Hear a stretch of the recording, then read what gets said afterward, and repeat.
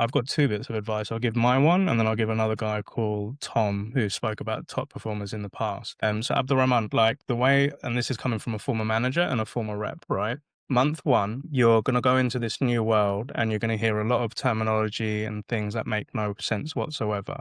And the first month is where it's all about learning, observing, and absorbing as much information as you can. And like Nimco said, trying to make sense of it. And if that's through ChatGPT or your peers and everything. Month two is when you start putting into action everything you learn in month one. And this is where you make the most mistakes, where things don't go right through an email or a cold call bombs, or perhaps a sequence doesn't go off at the right point. And the thing I always used to say to my SDRs is that's the best place to make your mistakes. And there's nothing wrong with mistakes. And it's normally that you go into month three where you've gone through all of those changes and those learnings, something finally clicks. You finally figure out how to have that conversation with the prospect. You finally figure out the email that actually gets the reply, or, the LinkedIn request that goes about of actually getting a meeting. So I always say, try to remove the pressure of doing everything in month one and trying to hit that number.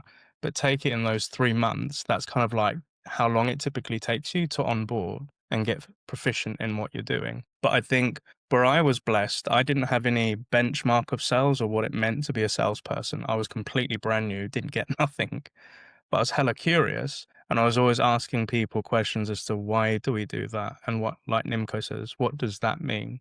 And like Matt says, learning all those different channels. I was really good at LinkedIn and emails, but I was crap at cold calling. It was not, and it still isn't my favorite channel, if I'm honest with you. But I knew other people that are really good at it. So sometimes if you see a top performer in your company and that person who's once president's club or that person that's always smashing their target month on month, know that they've gone on some sort of journey to get there. They may have been on a pip at the beginning of the year. They may have lost a couple of quarters where nothing came in and then they figured something out. So I always say, if you can go book a Zoom with them or take them out for lunch, if that's possible, just ask them for 15 minutes of their time. And I'll be like, Abdurrahman, like, what's your story? How did you get into this role? What have been your biggest failures? Because that's where you're going to learn a lot of stuff. And if you could go back all those years or months ago, what would you do differently in this role? And it's here you're going to learn those things of how to be a top performer. Does that land all right, mate? Yeah, it does. Thank you very much, and I appreciate it.